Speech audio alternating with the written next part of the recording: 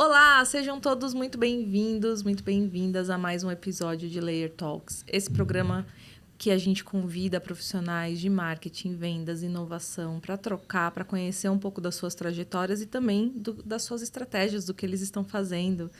Esse que é um programa da Layer Up, um ecossistema de marketing, vendas e inovação. Eu sou Samira Cardoso, estou aqui hoje novamente com Gabriel Bearzi, nosso diretor de marketing, e que vai aqui apresentar o nosso convidado de hoje, né, Gabs? É isso, muito bom estar aqui novamente, gente. E vamos para a minha colinha aqui do CV do convidado, que é formado em Ciência da Computação e tem diversas outras formações na área de tecnologia. Já passou por empresas como Hospital Sírio-Libanês, Bradesco, Avon, Click, e hoje é diretor comercial e de tecnologia do Grupo IN. Ou seja, ninguém melhor para falar de dados do que o nosso convidado. Então, seja bem-vindo. Estamos aqui com ele, Érico Aleixo. Obrigado, Érico, pela presença. Obrigado, pessoal. Obrigado pelo convite. É um prazer poder trocar um pouquinho de formação, de experiência com vocês. E obrigado novamente. Vamos explorar o assunto dados, que é um assunto que conquista todo mundo cada dia mais. Vamos Muito nessa. Bom. Para começar a falar de dados, e a gente vai falar sobre estratégias para democratizar o uso de dados, a gente estava conversando um pouquinho. A gente sabe que esse é o grande desafio das empresas, das companhias, né? Primeiro, ter uma cultura voltada para dados, conseguir estruturar uma equipe, democratizar o uso de dados em todas as equipes, fazer essa máquina toda funcionar. Então, eu queria começar aqui, Érico, perguntando como que vocês estão trabalhando essa parte da implementação de uma cultura data-driven? Como que vocês encaram esses desafios hoje? Legal, Samira. É importante essa pergunta. A gente acredita principalmente transformar o dado num ativo da empresa. Né? Muitas empresas, pessoas falam o dado é novo petróleo, né? O dado é nova água, novo urânio, tem vários termos. Né? Mas a gente sempre pleiteia muito transformar o dado em um ativo da empresa para você sim conseguir democratizar e aplicar ele em vários projetos. Até um tempo atrás tinha aquela corrida do BI, dos reportes que atendiam, né? Mas isso não se torna escalável. Então, acho que o principal ponto é transformar o dado num ativo da empresa, né? Aí tem vários conceitos que depois a gente pode explorar um pouquinho. E trazer, né, a questão da cultura, da tomada de decisão baseada em dados e não no feeling. Né? Então, esse eu acredito que é o principal ponto. E eu sempre faço uma brincadeira, eu questiono, falo, vocês são data-driven? Né? E o exemplo que eu gosto de dar é, você pega o seu carro e vai para o seu trabalho que você faz esse caminho todo dia. Você liga o Waze ou você se permite ir sem o Waze? Né? O Waze é uma plataforma de dados. Só que você sabe fazer esse caminho todo dia. Só que, de repente, tem um sinal, uma via fechada, né? um radar, tem um acidente. Isso são dados que você toma decisões diferentes, mesmo no cotidiano, do dia a dia, que você acha que tem controle. Né? Então, esse é um ponto bem, bem importante. Muito bom. Eu gostei muito da parte que você falou, você simplificou muito bem, assim, né? Como um bom diretor comercial. Obrigado. Que também é de tecnologia, mas que sabe traduzir as coisas. Mas você falou sobre o dado ser um ativo. E a gente fala muito isso. A gente tem uma plataforma de conteúdo, né? Que é o Data Driven Decision. E a gente trata muito desse tema também. E é impressionante como... Eu acho essa informação impressionante. Como as empresas ainda não se ligaram que o dado é um ativo. E não é um ativo só... Pô, é muito legal, né? Eu vou ter aqui informações que eu vou usar no meu dia a dia, na minha empresa, na minha corporação. Não. É realmente uma das formas de valoração de um negócio, de uma marca, é o quanto de dados essa empresa tem. Perfeito. Sei lá, o WhatsApp foi vendido por bilhões para a Meta hoje, né? Antes para o Facebook. Ele não vendia nada, ele só tinha dados. Né? Informações, pessoas, usuários e dados. O tal ativo que valorizou. Era isso. Então, assim, qual que é o fluxo de caixa do WhatsApp? Esquece, ele não vende, não tem fluxo de caixa. Tem uma marca e um enorme ativo que são dados. Perfeito. Então, se isso não é por si só extremamente relevante, eu não consigo compreender o que é. E ainda assim, a gente ainda está no momento, eu acredito que você concorda com isso, de educar o mercado falando, cara, use dados, colete dados, tem uma plataforma para fazer a gestão dos seus dados, né? A gente ainda está nesse momento, por incrível que pareça, mesmo vendo esses movimentos de mercado impressionantes. Perfeito. Né? E eu acho que essa é a provocação e o que a gente vem trazendo para os clientes, essa mudança de mindset, vamos dizer assim. Não façam... Antigamente a gente pensava só em projetos. Vou fazer um projeto para a área comercial, vou fazer um projeto para o marketing. Lógico, isso funciona, isso atende. Todo mundo precisa dos seus KPIs, seja estratégico, operacional ou tático, mas faça um projeto de dados. Não é? Você transforma esse dado em um ativo e esse ativo alimenta um projeto. Porque depois você tem um novo projeto. Hoje eu falo, o BI é um ser vivo, ele não tem início, meio e fim. Ele é sempre escalável, continuado e evolutivo. Não é? O ser humano é assim, ele começa a consumir algo, ele começa a ter ideias, ele começa a ter mais ambições. Agora eu quero cruzar esse dado com este outro dado. Então, quando você faz uma arquitetura de dados, você está preparado para essas mudanças. Não é? E muitas vezes os projetos têm várias fases, trechos repetitivos. Não é? Então, até um tempo atrás, você poderia pegar uma ferramenta, conectar num banco de dados, sendo um pouco técnico, e fazer toda a regra de negócio ali. Isso não atende, porque agora a empresa precisa colocar IA, Machine Learning, sobre os dados. Mas toda a regra está numa ferramenta, né? É o que a gente chama de lock-in. Né? Então, tem que quebrar, fazer as suas etapas. Então, quando a gente fala transformar em um ativo, fazer a integração, fazer a concepção dele em um lake, aí ele realmente é um ativo e ele vai poder alimentar N projetos. Né? O mesmo dado pode ter N visões diferentes. Por isso que a gente até fala de camadas confiáveis e camadas de negócio. Então, isso é fundamental, Samira. Eu deixo sempre essa provocação, porque a gente está pensando não só no hoje, a gente está pensando na estrada para o amanhã, que hoje o amanhã é amanhã, realmente, né? Ou é agora. Né? Então, muitas vezes, mas onde que eu devo ir? Aonde você deve estar, ir, a gente não sabe ainda, mas você, ao consolidar e ter o dado disponível e acessível, isso é fundamental para todos os desafios que a gente está vendo cada vez mais rápido no dia a dia. Perfeito. E aí, Érico, a gente sabe que a cultura influencia muito, mas o que deve ser mudado culturalmente, porque a gente entende que o Data Driven tem que ser uma cultura, como você falou, como mudar isso, o que implementar de cultura e como você democratiza a organização através dos dados, porque a gente vê hoje muitas empresas, principalmente empresas maiores, que têm essa divisão por área, que muitas vezes tem essa pequena guerra fria de passar uns dados, de receber, de para quem você passa, qual o nível de senioridade. Então, como que você implementa essa cultura e como que você democratiza isso de uma maneira organizada, no sentido de que as pessoas vão ter acesso aos dados necessários, vai ser saudável e mesmo assim você consegue manter, entre aspas, um controle no que deve ser mantido de controle. Não, perfeito. E acho que essa é a provocação, né, de transformar o dado como um ativo. E o primeiro passo é buscar e criar uma cultura. Né? E para criar uma cultura não tem jeito. Você tem que envolver todo o board da empresa. A gente costuma dizer, tem que ser top-down. Né? Então, você tem que ter os sponsors corretos dentro de uma empresa que acreditam nisso, que a decisão tem que ser pautada em dados. Né? Esse é o primeiro ponto. E trazer, né, a comunicação interna muito forte, de trazer essa cultura e criar a cultura. A gente até brinca, né? Brinca não, é a frase do Peter Drucker, né?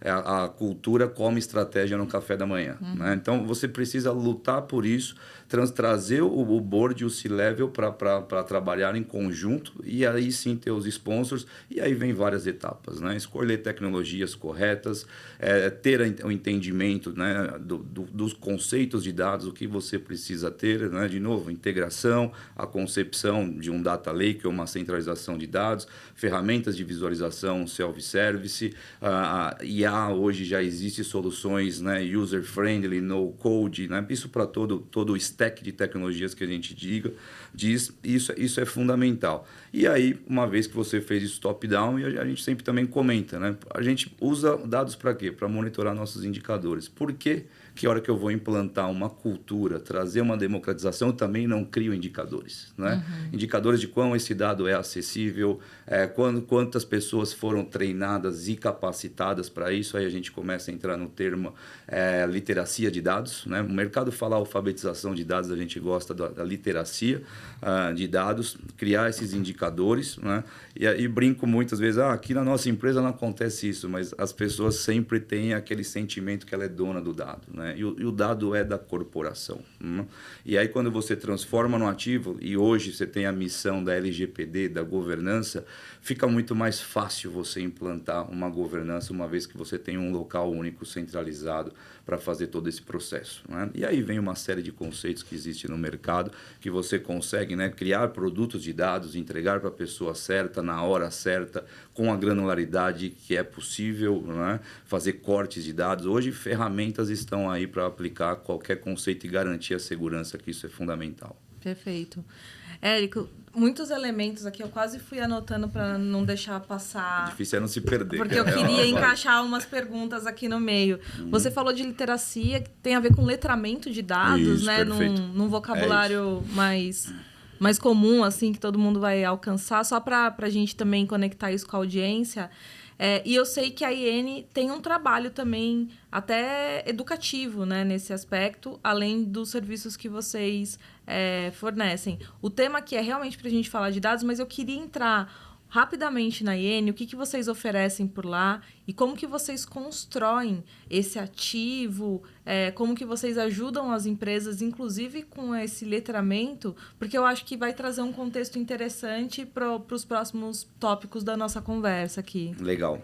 Isso é fundamental, né? Uma vez que a gente fala em transformar o dado em um ativo e democratizar, não é só isso, né? Você tem que capacitar as pessoas na ponta, na área de negócio, né? De como ela vai utilizar, né? A definição de alfabetização de dados, né? Ler, escrever, argumentar com dados, né? E principalmente a sua capacidade de transformar dado em informação, informação em ação, né? Isso é fundamental. Então, esse treinamento, essa capacitação, primeiro do ferramental. Será que as pessoas sabem utilizar as ferramentas que tem na corporação e da melhor maneira, né? As ferramentas têm N funcionalidades. Muitas vezes a gente repara nas empresas nem 70%, 50% são exploradas, né? Então, capacitar essas pessoas. Separar, né? A gente, na nossa alfabetização, a gente comenta muito, separar os níveis, né? de usuários, de perfis. Eu não posso querer dar o mesmo treinamento para toda a corporação. Você tem usuários Advanced Analytics, colocando até estatística, né? sobre os dados. Você tem outros usuários que acreditam muito que o dado é um caminho. Você tem usuários que não acreditam tanto no dado e preferem o feeling. Como você transformar isso, né? Então, a gente oferece um programa para... Começa-se por executivos, né? Para nivelar e todo mundo estar na mesma página e eles conseguirem transmitir essa mensagem para toda a corporação. Depois a gente para uma camada gerencial, né? que é diferente a forma de analisar e tudo mais, até você chegar em todo o time, toda a área de negócio. Né? E a gente procura sempre buscar em cada área um embaixador. Isso é muito importante, né? Porque ele é uma ponte entre o técnico e negócio. Esse gap é o grande desafio, né, de como que a gente reduz ele. Eliminar, eu não acredito que seja possível, apesar das ferramentas estarem apoiando cada vez mais, mas como diminuir este gap entre negócio e área técnica, né? E deixar a TI realmente focado aonde que ele tem que pôr na mão na massa, não é? Que é sistemas, extrair, entender performance, escalabilidade, governança e possibilitando cada vez mais que o usuário de negócio, com acesso, com o dado em mãos, ele consiga extrair valor, né? Ninguém melhor do que ele para traduzir o dia a dia, o business, para, né, os indicadores, as interpretações corretas de dados. Então, esse é um ponto que a gente... tem muito se a explorar nesse assunto, né? É um assunto que vem evoluindo cada vez mais, programas mais profundos, mas se eu pudesse resumir, eu acredito que é dessa forma. E como que você vê quando... Eu vejo muitas vezes em empresas que a gente entra também, ali pela porta de marketing, para tentar criar um projeto seja de performance ou branding, enfim, e que tem desafios de dados e, às vezes... começa um argumento de uso de dados numa camada mais operacional. E você listou aqui para a gente que começa numa camada executiva, vai para gerencial e depois para operação. Quando o caminho é o contrário, quais são os principais desafios? Como que você enxerga esses desafios? Por que eles acontecem? Porque às vezes é difícil o projeto avançar quando ele está na operação, Sim. a ideia está na operacional, mas os executivos ainda não compraram. Samir, eu começaria explicando por que acontece esses dois movimentos, né? Um é quando a gente está falando de cultura. E aí a cultura, o top-down é muito importante. E quando uma área de marketing começa numa iniciativa, e normalmente os projetos vêm área de marketing, área financeira, área de vendas, porque é fundamental você saber para onde, né, inclinar o seu navio, né, com dados, né, é o melhor caminho. E isso normalmente acontece por frustração e por uma falta de alinhamento, né, com a empresa, com a área de TI. Então, ele com recursos próprios, e todas as empresas têm budget no seu centro de custo, ela busca, né, resolver o problema ali, o incêndio. Né? E o incêndio normalmente está realmente no operacional, às vezes no tático, mas no estratégico não. Então, por isso que acaba ocorrendo. Muitos projetos começam assim, uma área começa a ter sucesso, é muito bacana isso, a gente começa a ter resultado, a outra área olha e fala, mas espera aí, o que vocês estão fazendo? O que vocês estão conseguindo tão rápido? Né? E aí começa uma provocação e acaba criando até uma pressão, né, para o TI ser mais estratégico. Isso mudou muito nos últimos anos. Né? A área de dados até vem saindo de TI, às vezes respondendo direto para o CEO, para o CFO. Então, esse movimento é importante. É um caminho. Né? Não deixa de ser um caminho que traz resultado, mas o que eu sempre provoco é ao longo prazo. Né? Isso, para mim, é mais fazer um projeto do que de negócio do que um projeto de dados. Perfeito. Né? Então, assim, faz muito sentido, mas eu deixaria... Eu queria trazer só uma... Eu tenho uma frase que não é minha, eu trouxe de um evento lá fora, e eu gosto, né, de... Não tenho a referência da pessoa, mas foi num case que a gente foi, e foi provocado, por que você teve tão sucesso numa área hospitalar, num projeto de dados, né? E ele trouxe uma frase que para mim ficou marcante.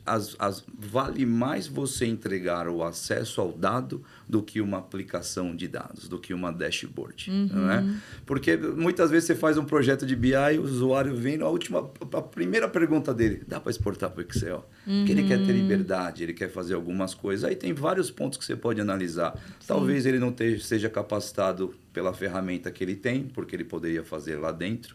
E se você deixa ele exportar para o Excel, acabou a sua governança. Não é? Se ele tivesse acesso ao dado e o ferramental correto, né, porque nem tudo é dashboard, ele precisa responder perguntas sazonais. Ele tendo, né, a permissão e tudo mais, ele consegue responder essas perguntas. Então, é um ponto que eu acho super interessante. E o porquê transformar o dado no ativo. Na verdade, você está dando acesso ao dado para o seu usuário.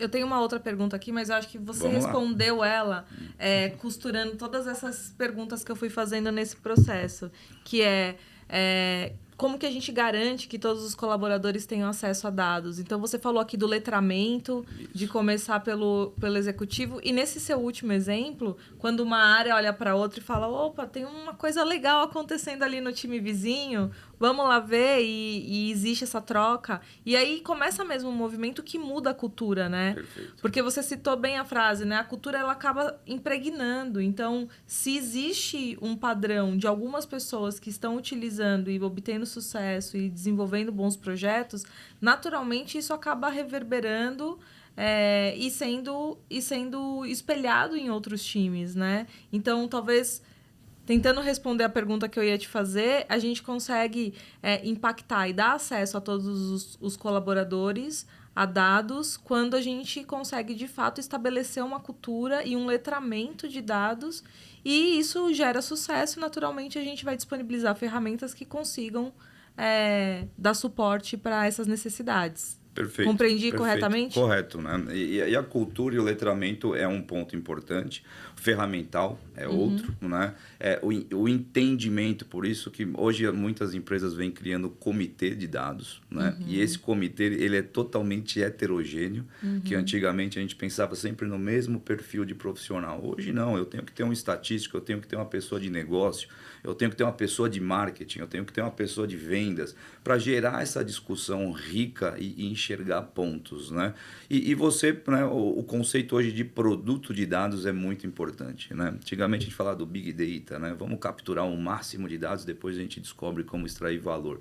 Primeiro que isso era muito caro, depois que isso gerava algo muito complexo para você extrair valor. Então hoje, você mapear as empresas, as áreas, na verdade, mapear os processos, mapear a necessidade das pessoas, você começa a criar produto de dados, né? O que essa pessoa precisa para o seu dia a dia, para ela trabalhar, né? Então, são vários pilares que, com tudo isso, aí você fica mais simples você criar o que a gente chama de malha de dados, não é? Que é o Data Fabric, que muito se fala no mercado, para você entregar, né, as necessidades. E isso é recorrente, requer monitoramento constante. De novo, né? A gente é sedento por informação, né? Uma hora que você preenche uma lacuna, naturalmente o ser humano está buscando a próxima. Né? Eu quero cruzar com dados externos, eu quero cruzar com algo que eu vi que o mercado está tendo um movimento e assim por diante. Tá? Perfeito. E, Érico, hoje, com a experiência que você tem no dia a dia, quais são os principais desafios que as organizações têm nessa democratização de dados? Não sei se você tem um top 3 aí do que você mais vê e como solucionar esses desafios. Legal. O desafio é entender, né, realmente a importância e dar foco, né? Eu acho que a hora que a gente entender isso, porque o dia a dia nos consome, né? E aí é mais fácil resolver dessa forma ou do outra, mas às vezes parar, e é difícil isso numa empresa, né? O negócio exige da gente do time muito ágil, rápido. Então, parar, pensar de uma maneira estrutural, para aí sim você criar uma estrada para você ser mais produtivo, né? Você ser inovador, você ser mais ágil nas suas respostas. Esse é um ponto. O outro é a governança, e acho que muito do que segura, né, os projetos e tudo mais é a questão de governança, é o medo, né? O ser humano é pautado por medo, então democratizar o dado, entregar o acesso para as pessoas é um ponto muito relevante e hoje é um ponto de risco, né? Porque LGPD está aí e tudo mais, então esse é um ponto fundamental. E depois a questão muito da alfabetização, né? A gente, por exemplo, fala muito de storytelling, né? Contar história com dados, porque tem contexto, né? Você tem que entender um contexto e para isso é alfabetização, capacitação, né? Apoiar constantemente, né, os profissionais dentro de uma organização. E esse é um projeto que também não tem início, meio e fim, porque tem turnover nas empresas, né? As pessoas mudam de cargo, mudam de área, né? E você precisa estar sempre buscando essa capacitação. Quais são as principais áreas, Érico, que demandam estratégia de dados hoje? Com a sua experiência lá na IN e em vários projetos diferentes, a gente está falando de maneira bem ampla, né, de uso de dados dentro das organizações, mas tentando tangibilizar, até para a gente ter um pouco de uma visão assim mais palatável. Quais são as principais áreas que demandam esse trabalho de... Cara, eu preciso construir um data lake, eu preciso organizar minhas informações, criar esse ativo, usar dados, saber construir histórias a partir deles, extrair insights. Esse trabalho que vocês realizam, Legal. Quais são as demandas essenciais? Eu sempre digo, é uma frase mais que batida, né? Mas ela acho que vai responder a pergunta e tangibilizar. Sempre que você faz um projeto de dados, um BI, você está buscando 3 coisas, né? Redução de custo, aumento de receita e compliance, né? E isso acaba tangibilizando onde que são as áreas que normalmente começam e tem mais demanda. A área de vendas, né? É uma área que quase, eu diria vendas e financeiro, eu não sei te dizer qual está em primeiro, qual está em segundo, mas financeiro sempre procurando, né? A gente brinca, os milhões se cuidam, os centavos não. E você cuidando dos centavos, você consegue, né, ter uma redução de custo, você consegue ser muito mais efetivo operacionalmente. A área de vendas, a busca sempre, né, entender perfil, time to value, tem uma série de indicadores. Eu sou da área de vendas atual, com background técnico, sou apaixonado pela área de vendas. Então, sempre essa busca, né, de entendimento do cliente, tempo certo, né, oferta correta, né? Então tem muito que se aplicar. O marketing pela sazonalidade, cada dia, né? O marketing nunca faz a mesma pergunta 2 dias seguidos, né? Não. Então, está sempre ali antenado o que está acontecendo, criando estratégias, né? Acho que essas são os 3 principais pilares e o restante vem tudo em torno, né? Uma área que me chama a atenção, que tem pouca adoção ainda, é o RH. Né? O RH, a gente vem tendo bons projetos de RH na IN, né? A questão de absenteísmo, turnover, previsão de horas extra, quanto isso pode salvar de dinheiro para as empresas, né? E tudo mais, a gente vem tendo, mas não é uma realidade que eu vejo em todas as corporações. Agora, massivamente, eu colocaria vendas e financeiro, não é? E tudo que tangibiliza, não é? Então, desafio do sell-in, sell-out de muitas empresas, desafio de análise de ruptura, não é? Quanto custa você não ter o produto no estoque para uma venda que está tudo apontando que ela vai ocorrer, né? Ou ter um estoque parado e você não ter uma venda. Então, assim, é os projetos que mais têm sucesso e maior alcance, né? Previsão de cenários, pessimista, otimista, realista. Então, o dado é fundamental para essas áreas, mas não conheço nenhuma área que não precise de projeto de dados até hoje. Se alguém tiver um exemplo, me manda um e-mail que eu vou explorar isso. Perfeito. Eu tenho um ponto aqui que é o seguinte. Você falou financeiro, vendas, marketing, RH, concordo muito. Acho que tem um espaço muito grande para ser trabalhado com dados. E olhando para a nossa experiência também da Layer, e a gente trabalha principalmente com as áreas de marketing, vendas e RH também, né? A gente tem uma operação de employer brand, enfim, a gente tem uma atuação ali que é significativa. Dessas 3 áreas, para nós, a mais resistente é a de vendas. Você começa a usar dados, muitos vendedores ficam assim incomodados. Pô, agora eu vou ser controlado quantas ligações eu faço, quantas visitas e etc e tal. Quais resistências você já viu e quais as áreas que mais resistem? Legal. A área de vendas resistente são os vendedores, né? Não o gestor de vendas. Não, né? os gestores amam, os vendedores resistem. Esse problema vem do CRM, né? Muitas vezes não está bem alimentado, enfim, o CRM. Assim, eu virei gestor comercial, né? E cara, toda a minha pauta, a minha gestão é baseada em painéis. Eu devo ter deixado os vendedores um pouco incomodados comigo. Eu sei que eles ficaram e a gente troca figurinhas, né? Porque a gente controla tudo, né? Pipeline, tempo de interação com o cliente, né? A gente não é ligação, a gente fala touch points, né? Quantos touch points você fez no cliente e é pedido para lançar cada interação com o cliente. Fiz uma reunião, fiz uma ligação, enviei uma proposta e com isso a gente consegue, né, criar estratégias, né, e direcionar. Então, é super importante esse ponto. Agora, de áreas de desafios, assim, a gente teve... Hoje vem mudando muito, né? No passado, eu lembro que a gente começava a automatizar cálculos, dados, planilhas, e as pessoas sentiam um risco, né? Ela sentia, porque você deixa exposto, né? A pessoa para de ter que fazer o operacional, de ficar consolidando dados, resultados, e começa a ter que analisar, né? Então, esse é sempre... talvez você expõe um pouco, né?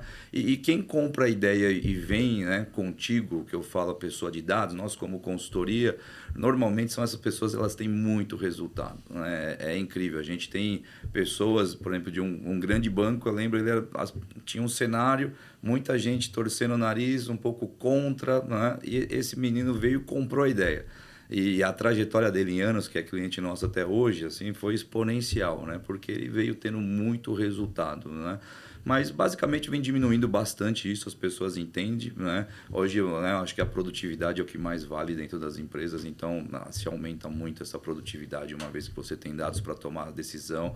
O quanto que vale uma decisão assertiva, né? De vez ficar batendo a cabeça, errando e parado no mesmo problema, enfim. Eu não sei se eu me perdi na sua pergunta. Não, você foi perfeito.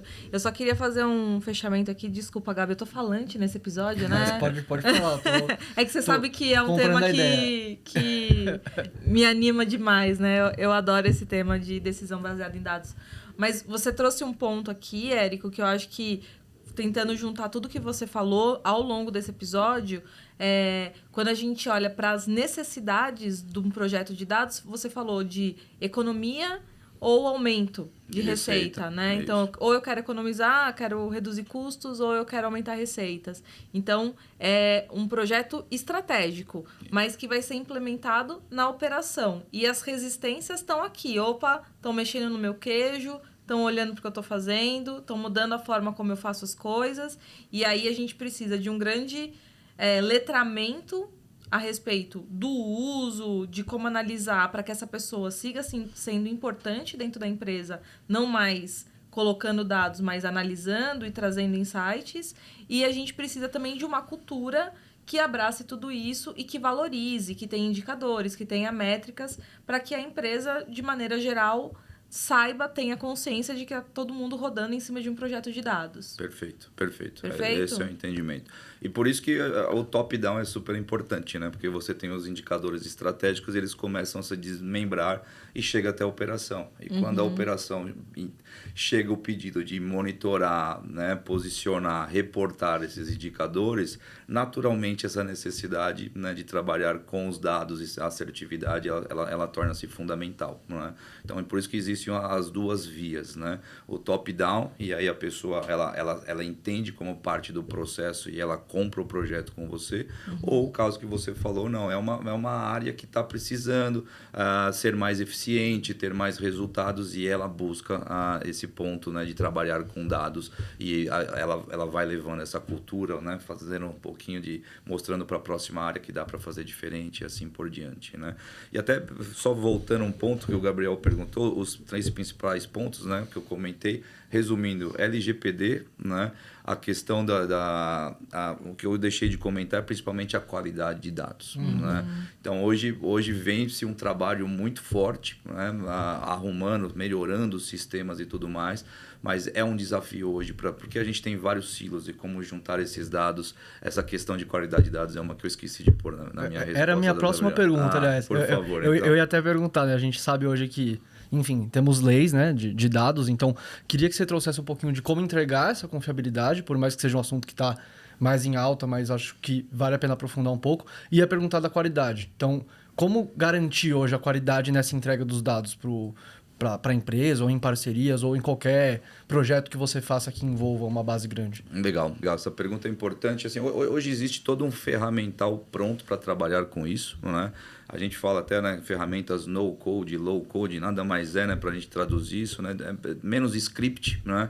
E caixinhas que te ajudam, né, a arrumar esse dado dentro da operação de maneira fácil e eficaz. E são ferramentas de integração de dados, então integrar silos é importante, né? O dado do CRM tem que falar com o dado do RP, com sistemas legados, às vezes até com planilhas, informações externas. Então essas ferramentas elas conseguem fazer toda essa integração, ela que faz a movimentação do dado para o Lake, e aí torna-se um ativo, não é? E ela tem o que a gente chama, né, toda a capacidade de transformar e tratar os dados de uma maneira simples e eficaz e depois de implantado, inclusive, corrigir eventuais situações que você não tinha previsto, né? Então, isso é fundamental. Nesse processo, hoje, você consegue encriptar totalmente o dado, então você transporta ele totalmente criptado e só deixa ver quem tem o acesso e a permissão dos dados, né? Inclusive com a LGPD, porque a gente fala, fecha todas as torneiras dentro de uma empresa e coloca, né, simplesmente num ponto, e é muito mais fácil você gerir uma grande área que tem apenas uma porta do que N portas, né? Para a gente sair um pouco do techniquez. Então, esse é o grande processo. E aí, com isso, né, você consegue respeitar as questões, né, de auditoria, porque a LGPD, o que ela simplesmente, o principal ponto dela é, quando tem um vazamento, você tem a obrigação de entender de onde vazou e de que forma vazou e reportar, né? Então, quando você tem toda uma arquitetura dessa, fica muito mais simples, né? Inclusive depois de corrigir possíveis falhas, né? Então, esse é o grande ponto. E qualidade vai ser algo que a gente tem que correr atrás sempre, né? Vem um sistema novo, não fala. Hoje a gente consegue pôr o que a gente chama de data steward, né? Os seguranças de dados. Por exemplo, vem o nome da Samira de uma forma do sistema A e o nome da Samira abreviado no sistema B. Então, passa-se por um processo e você tem uma pessoa que fala, o campo que vai valer é o do sistema A, no outro caso é do sistema B. São pequenos exemplos que você vem fazendo, né? Máscara para CPF, para endereço e tudo mais. Então, assim, hoje você tem todo um ferramental, primeiro, para garantir a qualidade e, segundo, para garantir toda a segurança e governança, que é fundamental. Tá? Muito bom. Eu brinco, fazer a governança é fácil, o difícil é manter. É daí que está o desafio. Eu participando de um painel recentemente, um colega, Gustavo Esteves, da Métricas Boss, falou uma frase sobre confiança de dados que eu não vou esquecer, que ele tratou assim, pior do que não usar dados na sua estratégia é usar dado errado. E faz todo sentido, né? Porque aí você está fazendo tudo isso e ainda está usando o dado errado e não vai chegar em lugar nenhum. Então, é um drama não ter confiança. É muito boa essa frase. E a gente a famosa frase que todo mundo de dados usa é o garbage in, garbage out. Né? Se entrar lixo, vai sair lixo. Na outra ponta não tem jeito. E sobre governança, também uma frase que eu ouvi, né, de um grande projeto lá fora do país, Estados Unidos, né, que é sempre referência para nós, você também não pode deixar que o medo da governança seja maior do que a sua necessidade de fazer o projeto. Né? Então, comece o seu projeto mitigando os riscos da maneira possível e depois você coloca a sua capa de governança. Né? Não tem como a gente começar perfeito, né? Exato. Tem que começar, Exato. tem que fazer, tem que aprender. Inclusive, vai ter que errar no caminho para poder corrigir e acertar a rota, e é isso aí. E quanto custa, né, o seu concorrente sair na frente com um projeto de dados e você ter que correr atrás, ele vai estar evoluindo. Então, isso a diferença entre, né, o sucesso ou não pode estar tangível bem nesse ponto dos dados. Perfeito. Érico, não dá pra gente falar de dados, a gente já tá falando há um tempão, sem falar de inteligência artificial e dessa collab. Essa grande collab. Dessa grande collab de dados e inteligência artificial. O que você pode nos contar um pouco sobre projetos reunindo IA e dados? Tem alguma dica, algum case específico? Compartilhe um pouco com a gente a sua visão sobre isso. Vou trazer algo que talvez cause um pouco de polêmica. Eu não gosto de inteligência artificial, porque eu acho que esse nome ele é tão amplo que bagunça a cabeça das pessoas no dia a dia dentro de empresa, tá? Eu sempre faço a provocação, eu gosto mais do termo machine learning, né? Que é o treinamento de máquina, e no final é isso que nós estamos fazendo, que se faz desde a década de 50, a diferença é que hoje a gente tem uma capacidade computacional para executar uma série de tarefas, né? Que era inviável antes por questões de cálculo, né? E o machine learning sobre os dados nada mais é do que aplicar técnicas de estatística, né? Entender correlações, entender possibilidades, né? Gerar previsões. Eu gosto porque eu acho que a gente aterriza um pouquinho, né? E outra coisa que eu separo, o que eu falo é de machine learning sobre dados.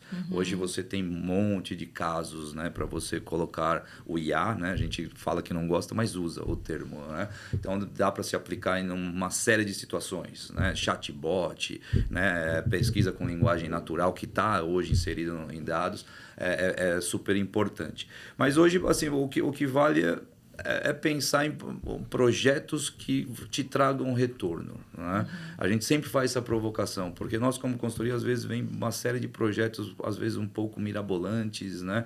E aí a provocação, qual é o retorno financeiro que isso vai trazer? Né?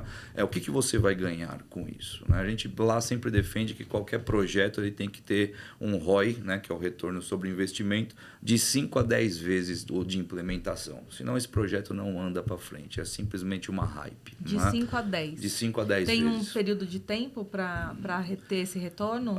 O período exatamente não, mas a gente imagina no máximo até 2 anos. Eu diria que é muito, né? Como é de 5 a 10, a gente tem essa elasticidade.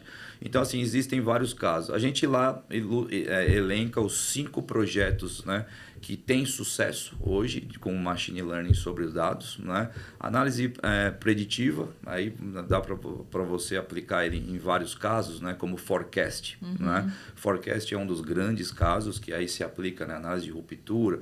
Você desmembra uma série de projetos abaixo. Né? Então, forecast é um dele. O outro é detecção de fraude. Hoje vem tendo muito sucesso. A gente tem clientes aplicando isso como mercado de seguros, né, banco, né, lendo contratos e trazendo, né, um score de risco, porque é impossível hoje um corpo jurídico cuidar de 60 mil contratos mês. Né? Então, detecção de fraude é um importante. O outro a gente chama de best offer, que é a venda casada. Né? Quando alguém compra uma coisa, ela está propensa, então você oferta. Né? Esse é um projeto que tem muito sucesso. Churn, que aí as telefônicas saíram na frente, né? Então, análise de churn, né? Qual é a propensão, quais indicadores que mostram que esse cliente está indo embora, né? Está caminhando para cancelar um contrato, índice de inadimplência, tudo vem debaixo de churn. E análise preditiva de máquina, por exemplo. Esse a gente não tem muito caso, mas é um dos casos que tem sucesso. Então, para nós, tudo tangibiliza perto desse tipo de situação, né? E é onde as empresas vêm tendo muito resultado. Tá? E o que a gente sempre diz aí vem, vamos ser repetitivo, né? Mas a importância do dado ser um ativo disponível com qualidade, né? De novo, garbage in, garbage out. Não tem modelo que faça mágica se o dado não tiver qualidade, né? E quando você aplica um modelo, você precisa ter todas as suas variáveis disponíveis na mão. Porque hoje uma variável que faz sentido, o mercado é muito volátil, ela deixa de fazer e entra uma nova variável. Então, quanto mais preparado você tiver... E Machine Learning não tem mágica. Não é um software de caixinha que você compra e traz um resultado, né? É uma escalada, a gente brinca, é a guerra da acuracidade, né? Às vezes uma acuracidade de 2% a mais equivale a milhões para uma empresa, dependendo de onde ela está sendo aplicada. Então você precisa ter todo o seu ciclo de dados, os seus workloads, para rodar esses modelos e eles serem constantemente monitorados, ajustados, e o ajuste é um ajuste fino para você atingir resultados. E aí que você vê os projetos de IA que têm maior longevidade e que realmente trazem impacto para a companhia. Hoje, esses projetos eles estão muito num contexto de grandes corporações. Você consegue imaginar esses projetos em médias e pequenas?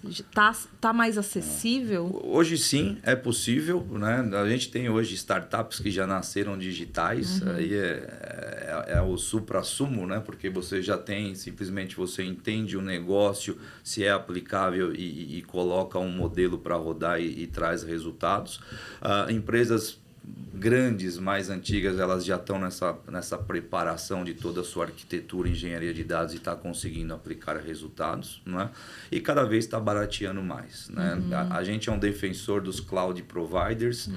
Existem softwares, não vou dizer que são caros, mas exige um ROI, um estudo muito grande para se justificar.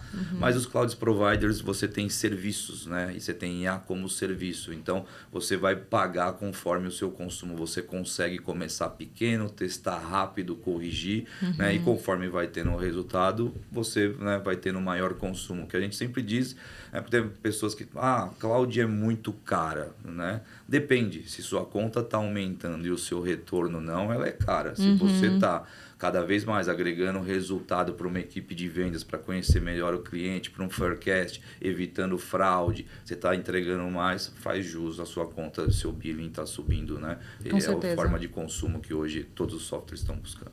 Perfeito. Érico, vamos supor que eu comecei a democratizar os dados aqui na minha empresa. Sei que tenho que ficar de olho ali no fundo do funil, porque o aumento de receita, você já falou que é o objetivo final que todo mundo busca. Mas como eu meço o impacto dessa eficiência na camada operacional? Então, como eu consigo medir, por exemplo, a eficiência de tomada de decisão, entender que área está tomando melhores decisões ou não, se isso impactou de alguma forma?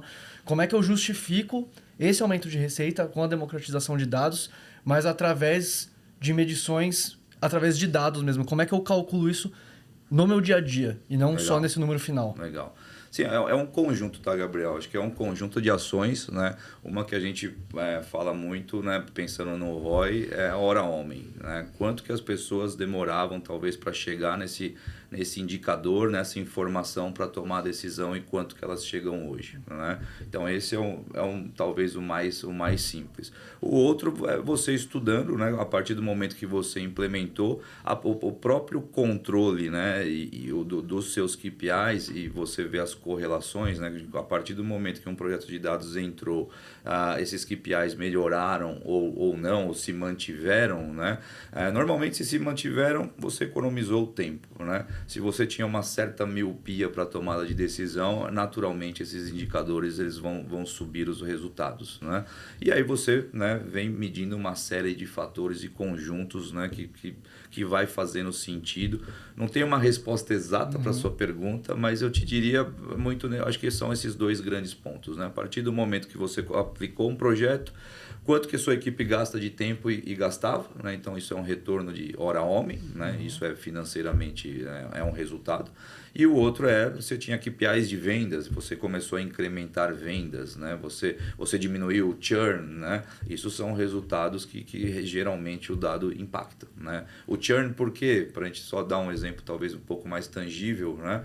Você tinha uma evasão acontecendo de cliente, você começa a ter um entendimento melhor, você começa a gerar alertas para a interação do seu time com o comercial, com o seu cliente, e você começa a ter uma retenção, né? Isso é um impacto que um projeto de dados faz, né?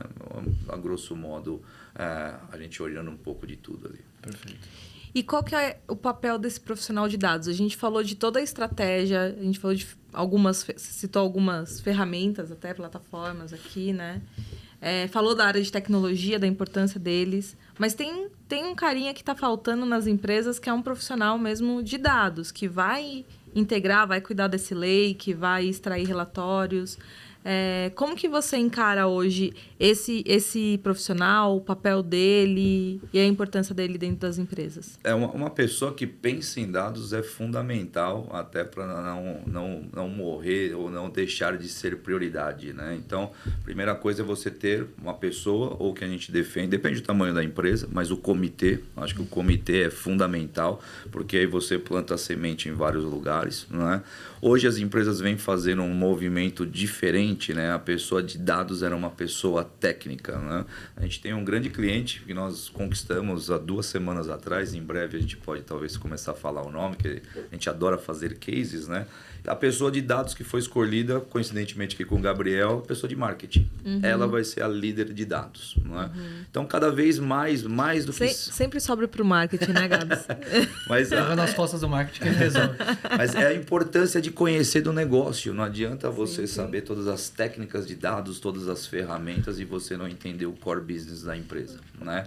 Então, como que eu vou trazer resultado? Aí está ligado na pergunta que ele acabou de me fazer. Como que eu vou trazer resultado só te entregando o dado se eu não tiver a concepção do qual impacto eu vou gerar, né? Então, hoje, cada vez mais, essas pessoas na empresa são pessoas de negócio sendo escolhidas. Já vi CFO sendo uma pessoa de dados, né? Pela importância, pelo que ele tem do entendimento de toda a operação. Então, são caminhos, mas eu acredito que é fundamental, né? A gente tem um outro cliente também, que foi o cliente que montou o comitê, né? Eles trabalham com a gente há mais de 9 anos e sempre focado no BI. E eles chegaram na situação que eles entenderam que essa corrida é invencível, só ficar entregando dashboard, painel. E depois, acho que de uns 3 anos, esse cliente que está me ouvindo, ele vai saber de quem que eu tô falando. Depois de 3 anos, ele entendeu, né, de conversas, agora é a hora de investir num data lake. Então, começou a transformar esse dado num ativo, né? Começou a melhorar a eficiência da entrega de painéis, tem uma grande jornada, mas partiu até dele, a gente provocava, mas ele falou, agora é a hora. Então, ele criou um comitê de dados. Nesse comitê, o que menos tem são pessoas de TI, né? São 2 pessoas de TI e, se eu não me engano, 8 ou 10 pessoas de business, né? E tem um estatístico que esse menino é fantástico, né?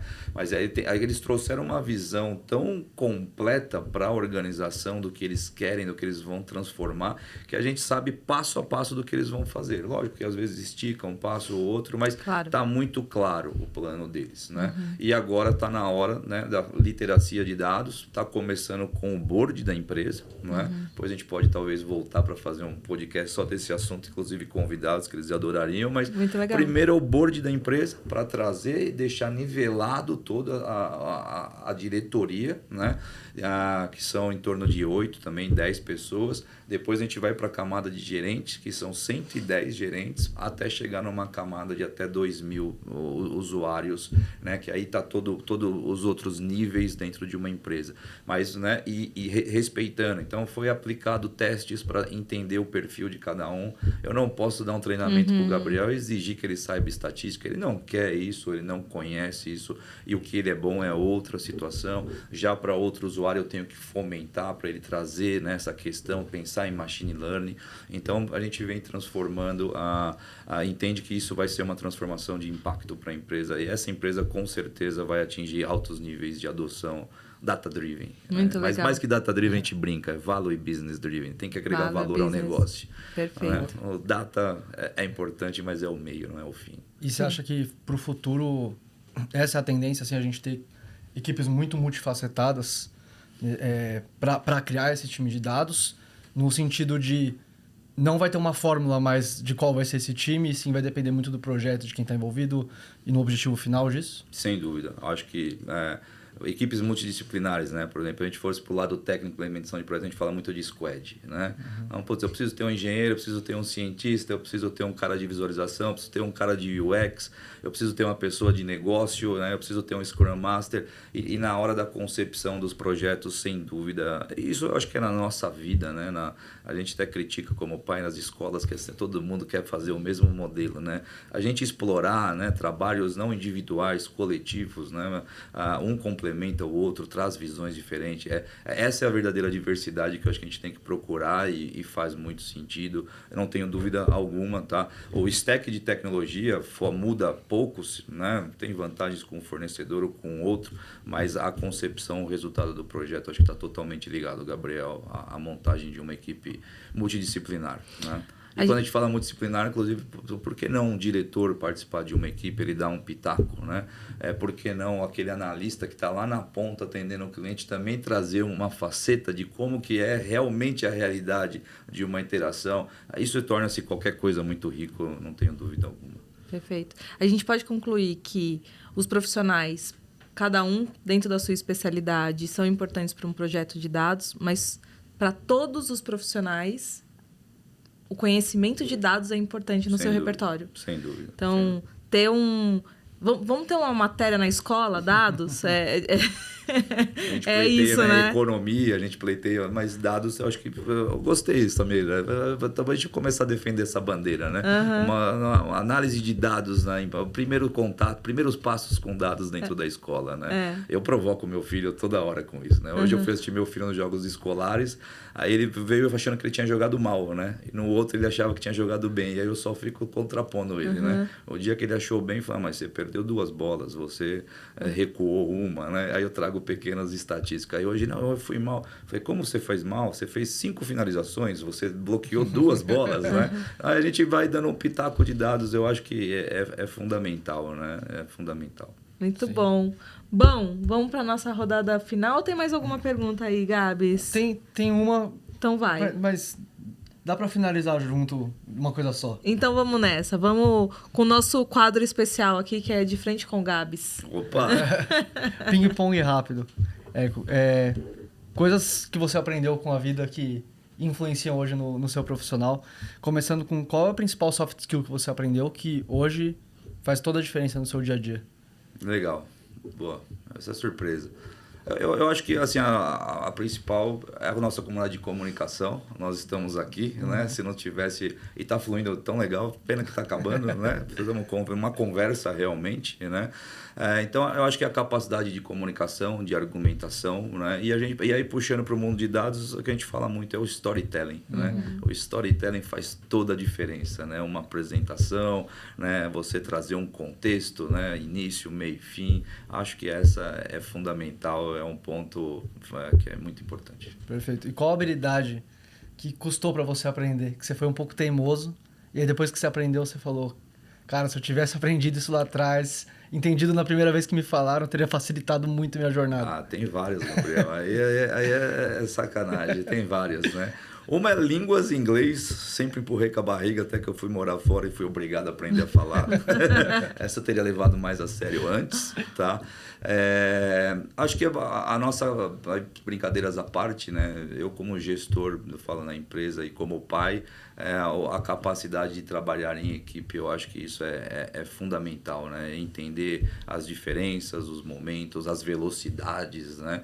Acho que essa foi um pouco difícil. A Camila trabalha comigo, está me olhando aqui, ela sabe já o quanto eu era, né? A ansiedade às vezes deixa a gente um pouquinho, né? Bruto, vamos dizer assim. E aí você vai dosando, aprendendo. Acho que esse foi um aprendizado que eu demorei um pouquinho e hoje está melhor, mas ainda continuo correndo atrás de melhorar isso. Boa. E para a última eu vou dividir entre CNPJ e CPF, tá? Tá bom. Primeiro para o CNPJ, que dica que você dá para empresas que estão começando agora a construir essa relação com dados? Empresas, legal.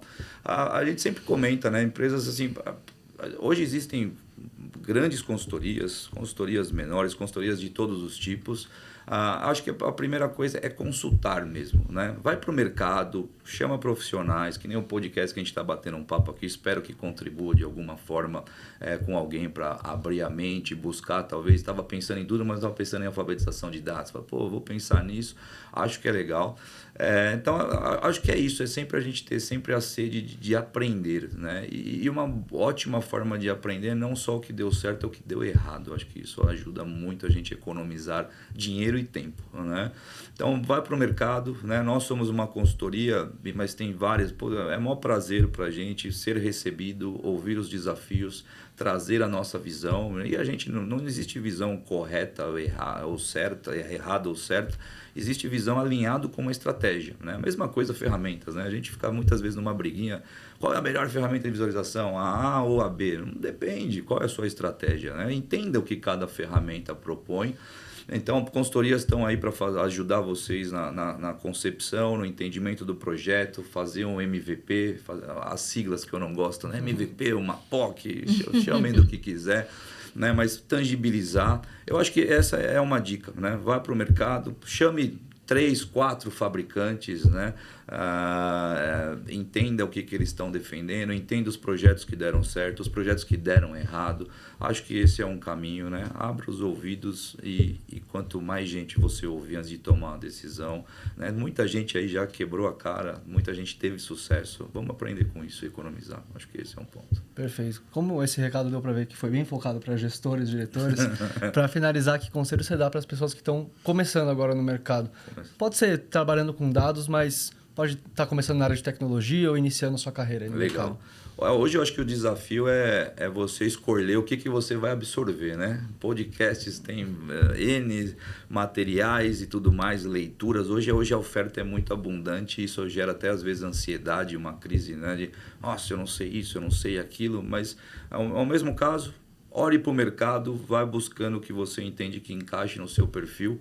Uma dica para quem vai trabalhar com dados que eu daria procure os grandes fabricantes, né? Aí eu vou dar uma dica um pouquinho mais técnica, assim, não tão técnica, mas hoje existem estudos como Bark, Forrester, né? Gartner, eles colocam quem são os líderes do mercado. O quadrante mágico lá da Gartner ajuda muito. O quadrante mágico, né? O poder de execução com a visão de futuro. Lá estão todos os fabricantes, né? E não é só bom quem está no quadrante mágico, mas olhem todos, lógico, quem está no quadrante mágico se destaca, é a maior referência, a gente usa isso, inclusive, né? E desses fabricantes, uma vez então, olhe os estudos, né? Entenda todos os lugares que você pode trabalhar, entenda quem são os fabricantes. Hoje todos os fabricantes, a dica vale ouro, todos os fabricantes têm, não tem o www no nome do fabricante.com, tem o nome do fabricante.com. É uma universidade gratuita de todos os softwares, todos, conceitual, técnica. Você consegue alguns até fazer a certificação gratuita, né? Então acho que essa é uma dica que vale ouro, né? E converse, né? Quem quiser pode me acionar. Quero bater um papo, quero entender, né? Enfim, esse eu tenho muito prazer de tentar tirar, né? Encurtar os caminhos da decisão. Falar, entenda que esse caminho você vai ter esse tipo de atividade, esse outro caminho você vai ser muito técnico, é isso que você quer, está alinhado com o seu perfil. Acho que são dicas que vale a pena, mas a do fabricante eu acho que são as principais, porque hoje, se eu tivesse isso quando eu comecei, eu teria atingido alguns resultados mais rápido. Com certeza. Eu quero deixar um depoimento aqui, que a gente tem uma relação com a Iene, Inteligência de Negócios, há muito tempo. Há muitos anos, né, Camila? E sempre que a gente acessa vocês, liga, fala, olha, estamos com uma coisa nova aqui, um projeto, um podcast, um DDD. Vocês são sempre muito acessíveis conosco, que somos parceiros, fornecedores, enfim. Então, eu posso imaginar o quanto vocês não são acessíveis com os clientes. Aliás, Obrigado. São acessíveis com os clientes, com prospectos. Então, você está abrindo aí as portas, falando, vem, conversa com a gente, traz o projeto, vamos conversar. Tenho certeza absoluta, vai, conversa com eles, leva o projeto, porque são profissionais muito receptivos, sempre muito atenciosos. A gente é sempre muito... sabe que pode confiar, sempre aciona, pega o telefone, liga. Tem vários projetos que a gente rodou em conjunto, então eu posso atestar aqui, não faço depoimentos, podem pegar os podcasts por aí, mas esse daqui eu faço questão de deixar, porque eu sinto como vocês são receptivos e isso está na cultura de vocês. Então, tenho certeza que o desafio que alguém está vivendo de negócio, olhando para esse espaço de dados e tentando encontrar uma solução, se trocar uma ideia com vocês, com certeza vai sair com alguns caminhos. Legal, Samia. Fico lisonjeado com a sua fala. E nós fomos parceiros e eu acho que hoje somos amigos, né? Temos uma relação. Leirap, quando se fala dentro da Iene, todo mundo já sabe o que é, lembra até dos trabalhos que nós fizemos juntos no passado. E é isso, né? Hoje eu estava te comentando ali nos bastidores, hoje a gente sofre com os clientes porque a gente não consegue ir lá tomar um cafezinho pro cliente, verdade. né? Porque é totalmente diferente uma reunião remota e você tá lá ouvindo, apertando a mão, né? Você entende melhor os desafios, tangibiliza e nós somos movidos por desafio de dados, né? É quase um slogan, mas é verdade, né? Esse é o nosso grande, né, chamariz dentro do mercado, né? Como resolver, como incrementar e apoiar os clientes baseado em dados, né? Então é isso, agradeço, foi um prazer a conversa, tava com um friozinho na barriga, mas foi tão gostosa a nossa conversa e rápida e terminou. Foi tranquilo, acho né? Que foi bem legal, Muito bom. Érico, eu que agradeço, muito obrigada. Obrigada a toda a turma da Iene, a Camila, Bruno, todo mundo que tá por lá. Camila tá aqui, tá? Camila tá aqui, eu tô olhando aqui para ela. Obrigada também pela sua participação, por disponibilizar esse tempo. Foi um prazer ter essa troca com você. Espero que o nosso público aqui tenha conseguido absorver toda essa informação. Eu aprendi um monte aqui. Muito obrigada. Legal. Fico lisonjeado mais uma vez. Obrigado e parabéns pelo projeto. É um sucesso. Obrigado mesmo. Obrigado, Érico. Obrigado a você que acompanhou o episódio até aqui. E se você gostou, deixa o seu like, compartilha, manda o vídeo para quem você acha que vai gostar, para quem trabalha com dados ou quem está querendo se aprofundar mais nesse mercado e nessas gestões tão importantes aí para o dia a dia das empresas. E fique de olho aqui, se você está no Spotify, você pode ir lá para o YouTube. Se você está no YouTube, você tem acesso a todos os outros episódios aqui, você tem acesso a outros programas. A gente tem Layer Lab, Compact Talks, tem as nossas lives, que a gente tem mais de 1000 lives no nosso canal. E você pode acompanhar a Layer também no Instagram, no Facebook, no LinkedIn, no TikTok. No nosso site você consegue acompanhar nossos serviços, nossos cases. Enfim, a Layer está em todo lugar que você imaginar e tenho certeza que cada material vai levar um insight muito importante que pode transformar o seu negócio. E a gente se vê no próximo episódio da 3ª temporada do Layer Talks. Até lá. Tchau, tchau.